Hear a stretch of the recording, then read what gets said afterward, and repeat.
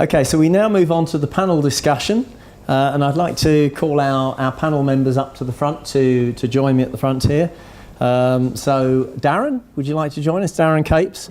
I'm sure many people know Darren as the transport guy from York, but he's actually now wearing a different hat. I'm not sure for how long a season. DFT. Darren's been down there now for about a month? 2 months. 2 months. Okay. And how long are you planning to be there? 2 years, full-time secondment. 2 years. Okay, so a 2-year full-time secondment. So, you know, he's for the local authorities amongst you, he's one of your own sat in there. Make use of him. I'm not sure whether it's gamekeeper turned poacher or poacher turned gamekeeper. Well, I think what I read it as is that the messages that are coming up from the community are being heard, and action is as we've heard this morning actually. We're hearing action being taken on discovery reports and so on that haven't even been published yet. So, you know, we might be frustrated that it's not yet in the public domain, but it's good to see the action is actually happening and that people are realising that there is an urgency to these things now. Llewellyn, would you like to come and join us as well? We've heard from Llewellyn and what he's been doing in Oxford, and also Darren. Darren we've got here. John Paddington. So we've got sort of 3 guys who have all really been at the coalface in terms of local authority type stuff. Darren, to start with, in terms of your experience at York, I mean, has York done anything yet on CAV? Because we've heard what these guys have been doing in the Midlands and in Oxford. How about you, from the York perspective rather than the DFT one? Yes, York has done quite a lot of work more around connectivity than autonomy, and has been a recipient of one of the government's CITS funded projects to look at how connected vehicle data could help the city manage UTC more effectively, and that's working on one corridor of the city, and what that quite quickly spun into was a bid for a much larger piece of work, around £3 million from the government's National Productivity Fund, to actually try and do that on a citywide level, and the proposal we made was to start to build a citywide data platform and start to understand how we could make use of data from connected vehicles, how we could start to make use of the fact that traffic modelling is now possible in just about real time using some of the technologies from the traffic modelling companies, how we could start to use that type of data and those type of facilities to deliver some of the council's objectives better. And of course the council objectives don't change. The things the council wants to do better have been the same for 20 years. We want to reduce congestion and reduce air quality problems and increase the city's economic vitality and so on and so on. And so really what we're looking at is how will a city adopt connected vehicle technologies to allow us to meet those basic unchanging aims better.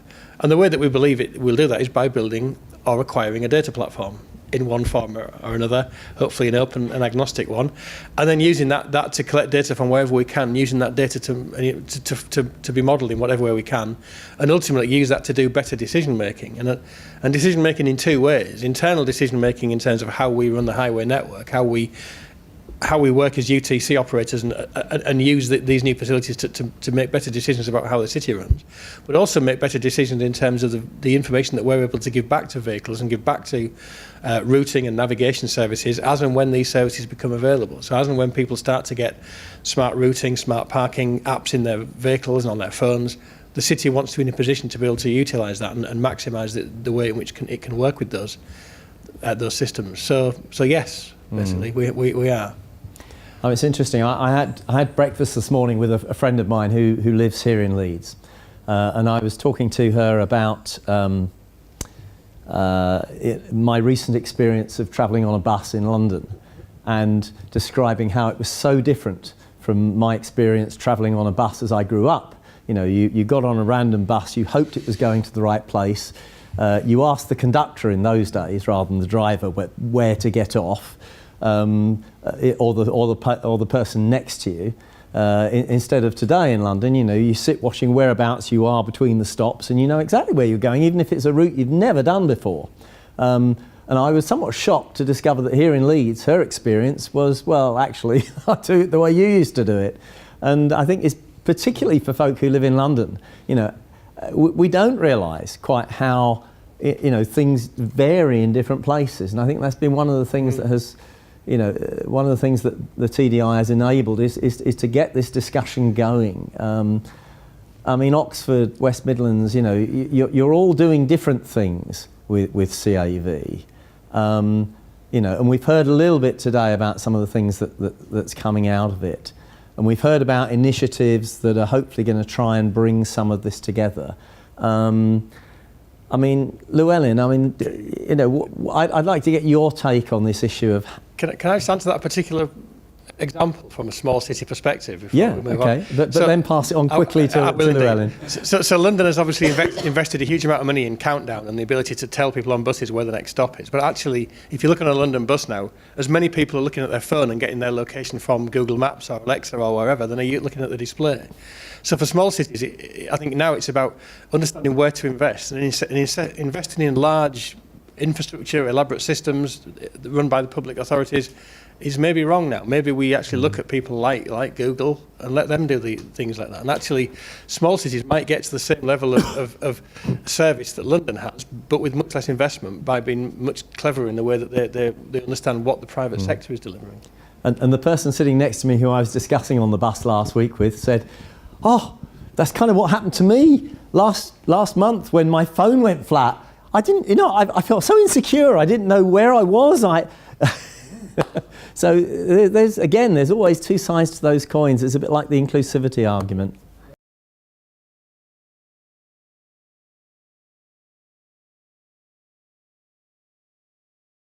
So yeah, so I think so we're able to working with the market as well. So particularly some of the interesting startups and people who are coming from the gaming world, they're opening up a whole new world of opportunities in transport modelling. And what we're finding, what we think we can ask for is that from transport modelling, we start to look at how transport modelling becomes a network management tool.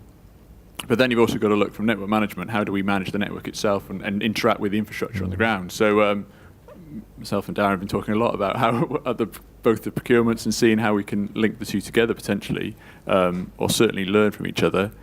And that's where that's really exciting, I think. And there's lots of scope for... So we're going to go out with it on an innovation procurement route, which also enables us as an authority to act more as an investment. So we're willing to take more risk in what we do if we get something in return, whether that's lower ongoing revenue costs, which is always our problem, or potentially IP share or some share in what is developed, and that's part of the discussions. But the point for us is we've managed to convince our authority to put quite a big investment up. But what we've got to try and get lower is our ongoing revenue costs, because at the moment we're in a world where we're stuck with a professional service reliance because we don't have the internal skills. And I think. So what's interesting about that is it's all the different skills that are coming from different sectors to come into transport. Now opens up loads of different opportunities you might not have thought of before.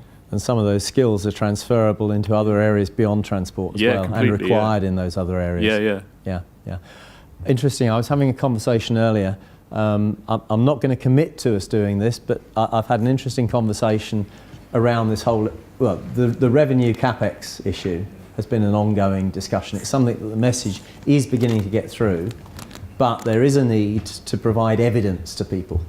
There has been evidence on that coming out in the Transport Select Committee hearings recently, but if there was interest in a few people, a few local authorities from the TDI getting together to work on a quick, short, sharp, document to provide evidence that we could submit in, I've already found someone who might be willing to lead that. So, if there are any local authorities who'd like to participate in such a thing, if you can have a word with me today, it'd be useful to get your names. I think it'd be good if we can get that message through.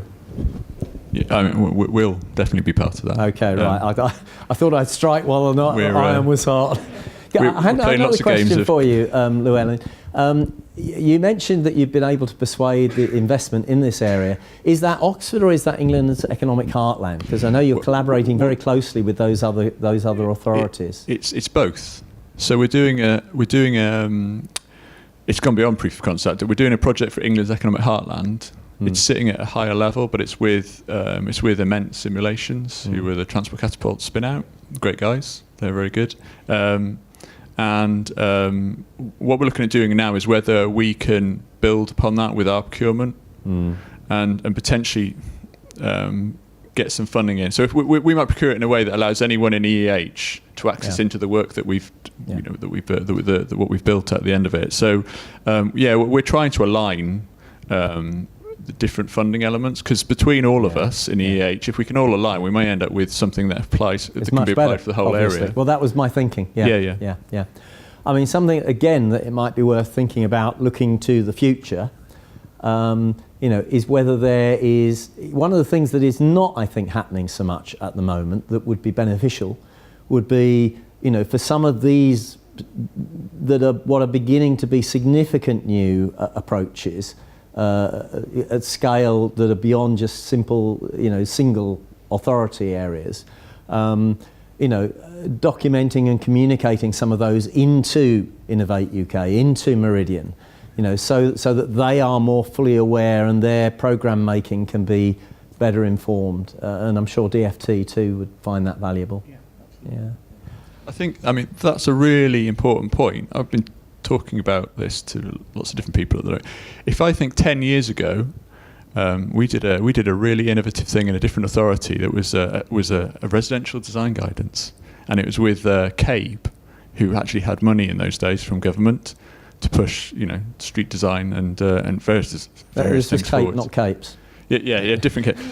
But what we had within authorities was a capacity to share best practice more, and I think that really dipped. It's coming back up again now. Things like this are great initiatives, but we're having to build it back up, and I think that's where we've had this sort of lag, because the reality is regulators don't know our challenges because we don't have time to tell anyone about it, because we've gone to a firefighting mode, and we're lucky enough that we sort of justified why you should do that, because eventually you get some, it's worth investing. You get payment back because you learn about better ways of doing things, different ways of doing things from other people. But I understand, it's really hard for authorities to release time. Can I just make a quick plug for the department on this?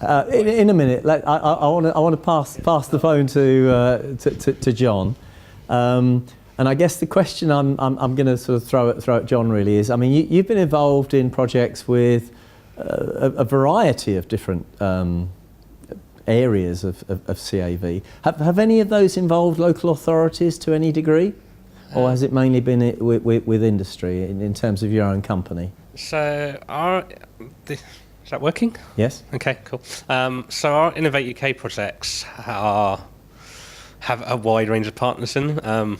The Capri project has, I think, 18 partners. So they're all designed to have this multidisciplinary aspect to them. So they've all got a local authority. They all have a local engagement. authority. They all have an academic partner. They tend to have us as a... So just moving on from that, and I appreciate you're not an expert on all of the projects, but I wonder to what degree you've seen different authorities approaching the issue in different ways, or with different levels of knowledge. What's been your experience of that work with those local authorities?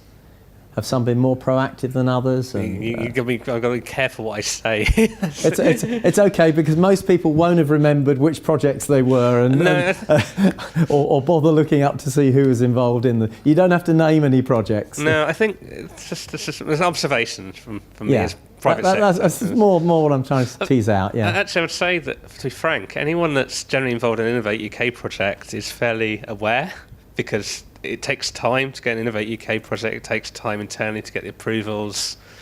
It's not something you just go, I know what, I'm going to do an Innovate UK project. So actually, most of the people involved in Innovate UK projects are well engaged. They understand what the opportunities are. I think the challenge for us as an SME is often we want to bring our local authority partners into a project. We've had some conversations recently on some of the competitions, and we've had this really great idea. We talked to the local authority go, you know what, that's a really good idea. But there's a question of funding, and particularly when local authorities are struggling to do their day jobs, it's trying to convince someone to do their day job and help us out on a R&D project. They see the long-term gains, but it's challenging.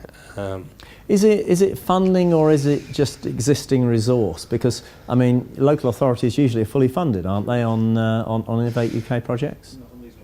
Not on these ones. Okay. So it varies, both. and it is both. And it's also not just it's probably funding equals resource. So part of the resource to do the bid and get involved and understand their own work packages, and then the resource to actually implement it. But we found that we've tried to take an opportunity with our projects. We've been looking for advisory groups.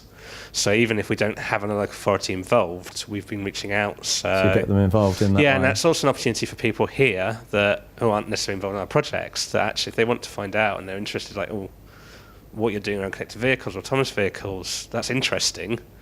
Obviously, we're not involved in the project. We would love to find out what the outcomes are. Yeah. They all have... That's a way for them to get involved and learn.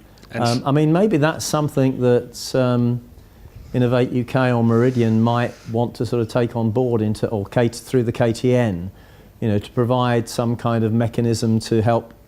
I'm thinking particularly of the less connected local authorities who want, is that a learning mechanism that we could be implementing that we're missing out on, that we're not taking advantage of? And again, that may be something that the TDI could help to coordinate. I think coming back to the point I made earlier, so I suppose I'm reasonably mature in this industry, but not. I've been working for about 15 years. So when I first started, I worked for ACOM Faber Monsell, and we were involved in a project called ITS Assist, and that was really interesting because we would go out and write guidance, we'd do events, and trying to capture this best practice. And I appreciate the DFT don't have the funding they had before, but that was led by the DFT to push and promote what the benefits are, and it may be that there's a model that can be groups like TDI, MCAV, DFT, we all can work together and say, well, actually, can we get even a couple of slides from each of these projects saying what's the good things, what went, and I think what went wrong is always the challenge, actually, because we're all very conservative. We don't want to be telling people, actually, we could have done this better, or we learned these lessons, because we don't want to be highlighting that. But actually, that's what's going to save someone else the time down the line. I would just make a point.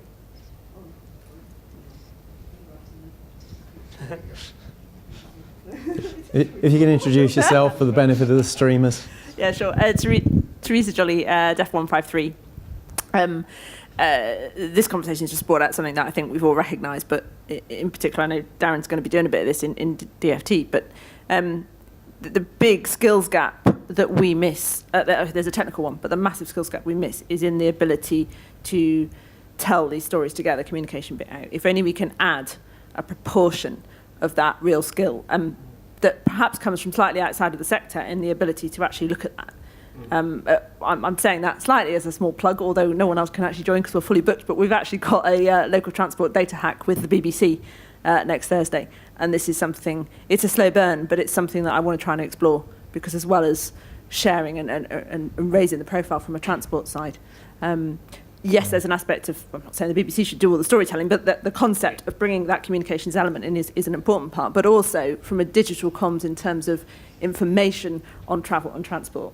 And we're not using any of that, and I'm not saying a traditional news media approach is the output, but we're certainly not leveraging as a community, as a nation, as a group of people, we're not leveraging that new digital comms. So Teresa, I'll be looking to you to email to Luciano or to Laura a good solid report on that day and the learnings that other local authorities here can take from it, so we can get it up there on the TDI website. Yeah, and it'll all should be shared at future events as well. And hopefully, if it goes well, which I sense it will, then I think it will be the start of something much more significant in a longer term, where more people can get the chance to be involved. And fingers out, we'll wait and see. But I'd love to try and make that work, because I think it would be really, really good.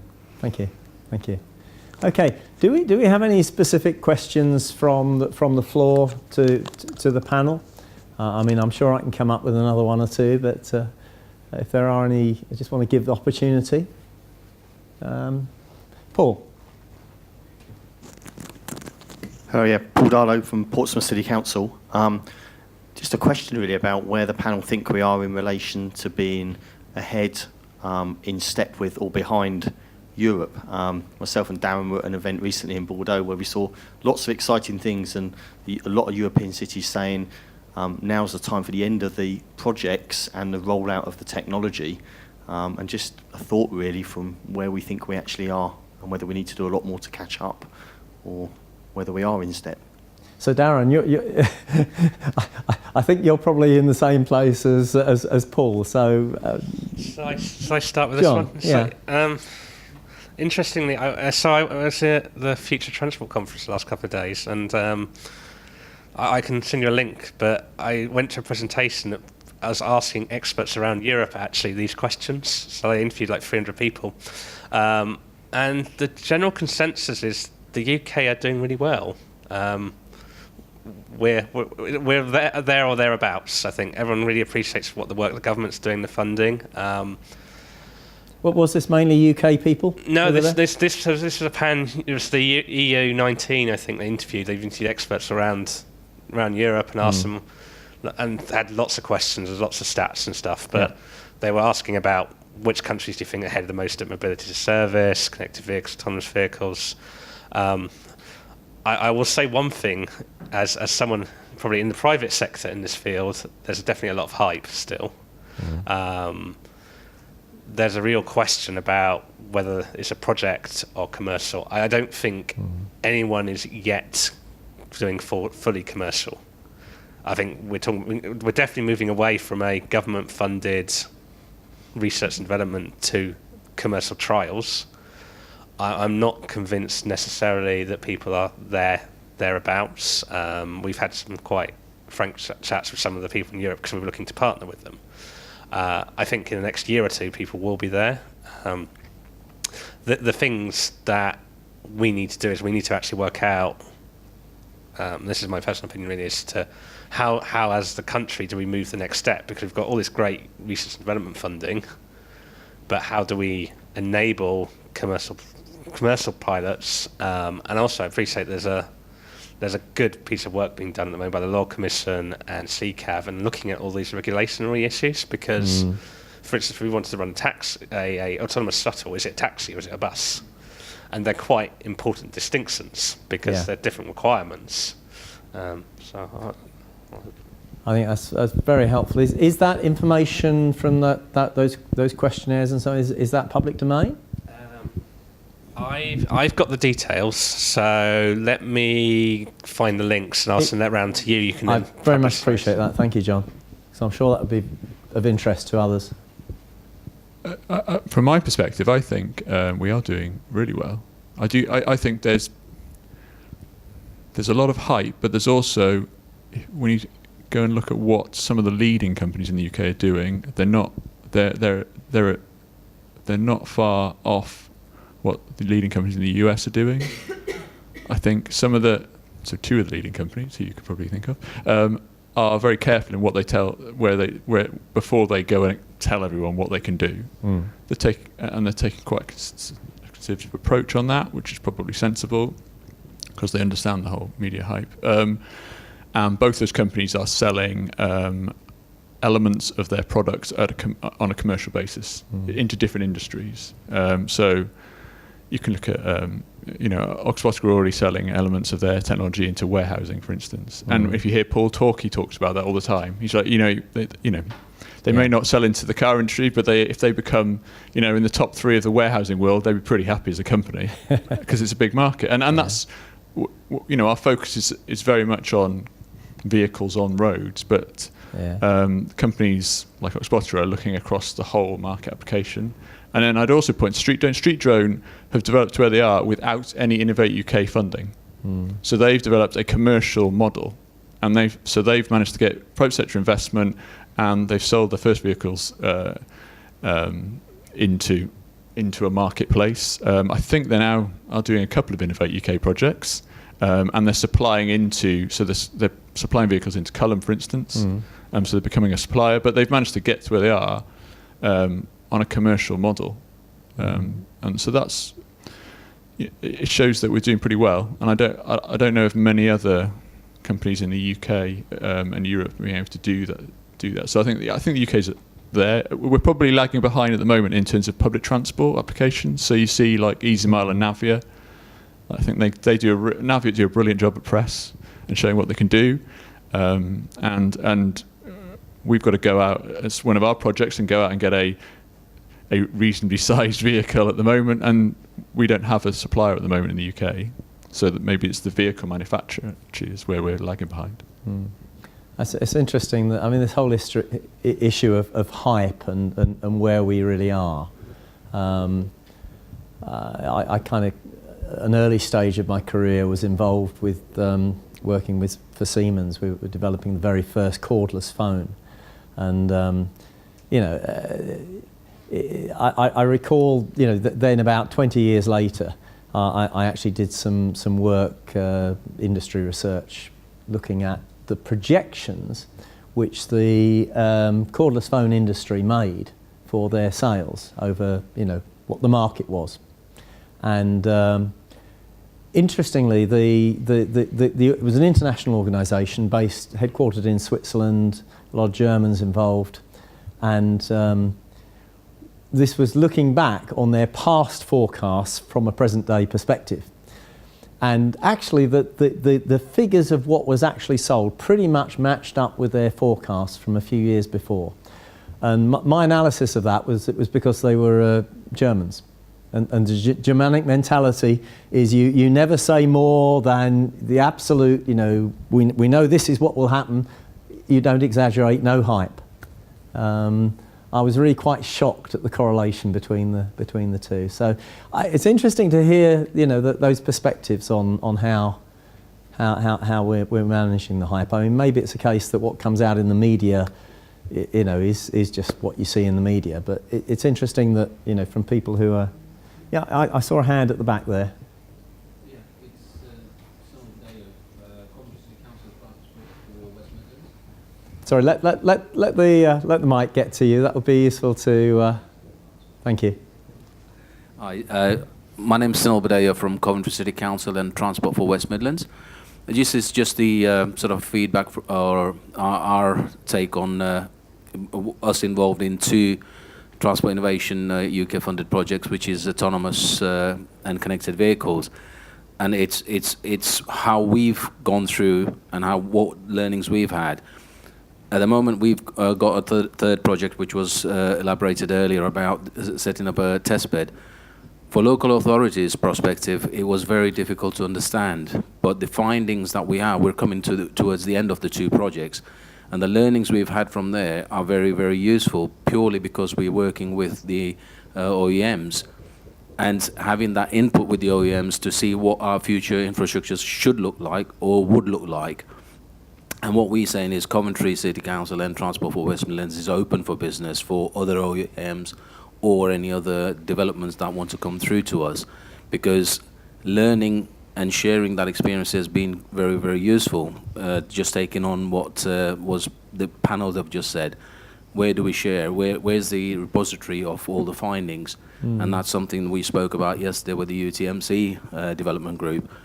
We need to put somewhere where people can actually pick up some sort of literature to say this is what your future infrastructure should look like, or for your future data should look like. So it's just a feedback to say it's been useful. Collaborative working with the OEMs has been something which would be useful for other local authorities to get involved in.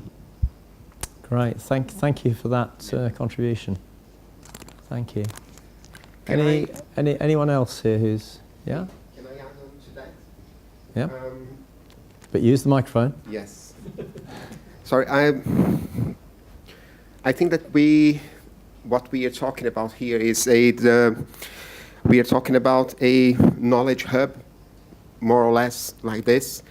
And we do have, so for TDI, Transport Data Initiative, we came across a while ago Knowledge Hub. How many local authorities we have using Knowledge Hub, khub.net?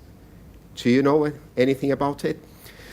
So Knowledge Hub was a platform that was put together by the local government by the the government, where only local authorities or companies with .org could have access. And this is, we have quite a lot of people from France and Canada as well, but you need to have a email address, .gov or .org. And I think that Innovate UK could benefit from that. If you want to tap into local authorities, that is the right place to be. It's a safe place for local authorities to exchange information. If you need any information on khub.net, speak with me during the break. I'll give you the address. It is free to use, and I think it's a great opportunity, because I can see like Innovate UK being able to, if you are looking to tap into specific local authorities or, okay, that project, it would be useful to know something about a specific local authority, what they think about that project. Can I tap into that? And then you can reach local authorities through that, because you are in a safe place that only .gov or .org organizations can have access to. And it might be useful, for all of you here, the majority of you. I think maybe if you could have a word with, I think DFT should be in on that discussion as well. Yes. So maybe you three can have a chinwag over lunch. Okay, and speaking of lunch, we're getting close to it now, but I'm just looking around to see whether there's any further... Can I just respond to Sunil's Yes, point? please do. So just to pick up the point that Sunil made there, and explain some of the work the DFT is doing around this area. So you move the microphone a bit closer. So the department is currently has 19 funded projects under the CITS research banner out there at the moment, and the few of us in the room, York and Paul from and Portsmouth and Sunil and Andrew over there, all got projects looking at different aspects of CITS, and they basically fall into four areas. They fall into people looking at signal phase and timing issues, people looking at asset management, smart parking, and connected information.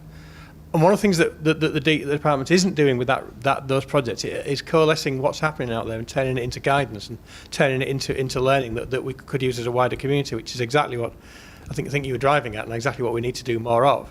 So one of the things we're starting to do now is to form those projects into 4 focus groups around those four topics. And initially that will be about those projects reporting back to the department, but we want to use those projects as a core to expand those groups and end up with 4 focus groups for everybody to attend that look at those areas of interest in CITS. Now that'll be happening over this year, and basically I would like to see people here participating in that. I think that would be a useful government-sponsored way of getting a lot of this CITS research out there. And ultimately, it'll be one of the main tools that we have for influencing what DFT do and how the department's policies and activities in this area develop. And through those 4 groups, we'll then start to pick up some of the cross-cutting issues around procurement and start to look at how we disseminate learning from the procurement work the department's done, how we pick up the things that are coming out of the data discovery projects and how they feed back into local authorities. And I think that will be a mechanism. Again, I think there's an opportunity there for K-Hub, there's an opportunity there for particular involvement from people like the TDI and the UTMC development group to get into a space with local authorities and talk around specific issues around CITS deployment. So watch this space. Some of you may already have had invites to the meetings. You've been doing a lot already in your 2 months, Darren, I can see. A lot more to do. Thank you. Okay, any final contributions? If not, yes, one at the middle there. There you go. It's not a question. I was just going to suggest there's probably quite a few people here, us included, that are looking to do bids for the Meridian 2, Meridian 3. I just thought it would be worthwhile, either by show of hands that we make ourselves known so we can swap cards, or maybe meet by the Enchanted Forest just outside the door there or something, of just people. We're looking for local authorities. We're building a data well, we've got a data platform, but we're looking to enhance it as part of Meridian 2. So just if there's anybody here that are interested in joining a consortium of any shape or size, then we're keen to meet with you and talk to you about it. Mm-hmm.